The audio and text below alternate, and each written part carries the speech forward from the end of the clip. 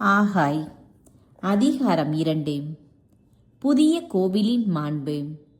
7ஆம் மாதத்தின் 21ஆம் நாளன்று ஆண்டவரின் வாக்கு இறைவாக்கினர் ஆகாய் வாயிலாக அருளப்பட்டது.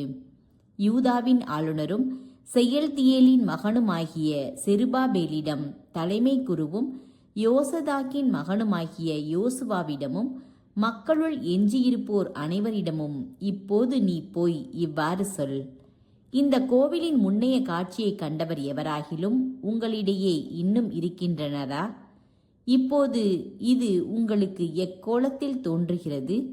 இது உங்கள் பார்வையில் ஒன்றும் இல்லாதது போல் தோன்றுகிறது அல்லவா? ஆயினும் செருபாபேலே, மன உறுதியோடிரு என்கிறார் ஆண்டவர். தலைமை குருவும் யோசதாக்கின் மகனுமாகிய யோசுவாவே, மன உறுதியோடிரு. நாட்டிலுள்ள அனைத்து மக்களே, ஊக்கம் கொள்ளுங்கள், பணியை தொடருங்கள், ஏனெனில் நான் உங்களோடு இருக்கிறேன் என்கிறார் படைகளின் ஆண்டவர். நீங்கள் எகிப்து நாட்டினின்று புறப்பட்டு வந்தபோது உங்களுக்கு நான் அளித்த வாக்குறுதியின்படி உங்கள் நடுவில் எனது ஆவி நிலை கொண்டிருக்கின்றது. அஞ்சாதீர்கள், ஏனெனில் படைகளின் ஆண்டவர் கூறுவது இதுவே: இன்னும் சிறிது காலத்தில் நான் விண்ணுலகையும் மண்ணுலகையும் கடலையும் பாலை நிலத்தையும் நடுக்கமுற செய்வேன். வேற்றினத்தார் அனைவரையும் நிலைகுலைய செய்வேன். அப்போது வேற்றினத்தார் அனைவரின் விருப்பத்திற்குரியவைகளும் இங்கு வந்து சேரும். இந்த கோவிலை நான் மாட்சியால் நிரப்புவேன் என்கிறார் படைகளின் ஆண்டவர். வெள்ளி எனக்கு உரியது, பொன்னும் எனக்கு உரியது என்கிறார் படைகளின் ஆண்டவர். இந்த கோவிலின் முன்னைய மாட்சியை விட பின்னைய மாட்சி மிகுதியாய் இருக்கும் என்கிறார் படைகளின் ஆண்டவர்.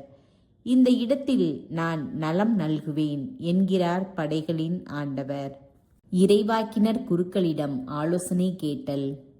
தாரியு அரசனது 2ஆம் ஆட்சி ஆண்டின் 9ஆம் மாதம் 24ஆம் நாள் இறைவாக்கினர் ஆகாய் வாயிலாக ஆண்டவரின் வாக்கு அருளப்பட்டது.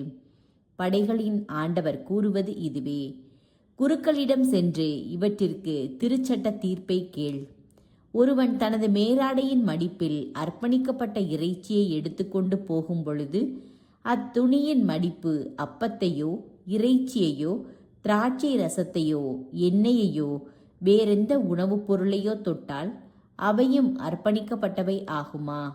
அதற்கு குருக்கள் இல்லை என்று விடை கூறினர். மீண்டும் ஆகாய், பிணத்தை தொட்டதால் தீட்டுப்பட்ட ஒருவன் இவற்றுள் ஒன்றை தொட்டால் அதுவும் தீட்டுப்பட்டது ஆகுமா என்று கேட்டார். அதற்கு குருக்கள் ஆம், தீட்டுப்பட்டது ஆகும் என்றனர். தொடர்ந்து ஆகாய் அவர்களிடம் இவ்வாறு சொன்னார்: அதுபோலத்தான் எனது திருமுன் இந்த மக்களும் இந்த இனத்தாரும் என்கிறார் ஆண்டவர். அவ்வாறே அவர்களது உழைப்பின் பயன் ஒவ்வொன்றும் இருக்கிறது. அவர்கள் அங்கே கொண்டு வந்து படைக்கும் பொருள்களும் தீட்டுப்பட்டதே. ஆண்டவர் ஆசி வழங்குவதாக வாக்களித்தல். இன்று வரை நிகழ்ந்ததை இப்பொழுது நினைத்து பாருங்கள். ஆண்டவரது கோவிலில் கல்லின் மேல் கல் வைக்கப்படும் முன் நீங்கள் இருந்த நிலை என்ன? தானிய குவியலில் 20 மரக்கால் இருக்கும் என எண்ணி நீங்கள் வந்து பார்க்கையில் 10 தான் இருந்தது. 50 குடம் ரசம் எடுக்க ஆலைக்கு வந்தபோது 20 தான் இருந்தது.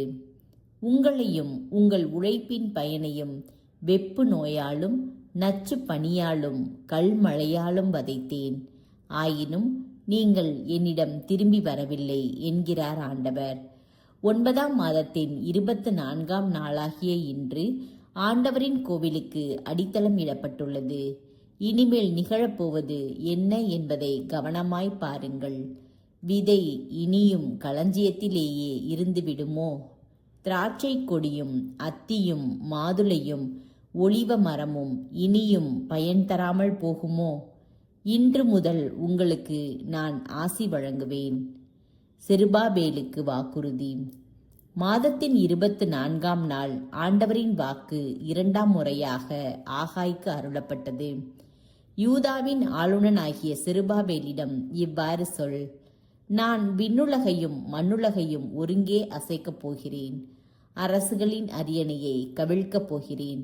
வேற்றினத்து அரசுகளின் வலிமையை ஒழிப்பேன். தேர்களையும் அவற்றில் இருப்போரையும் வீழ்த்துவேன். குதிரைகளும் குதிரை வீரர்களும் ஒருவர் மற்றவரது வாளுக்கு இரையாவர். படைகளின் ஆண்டவர் கூறுகிறார்.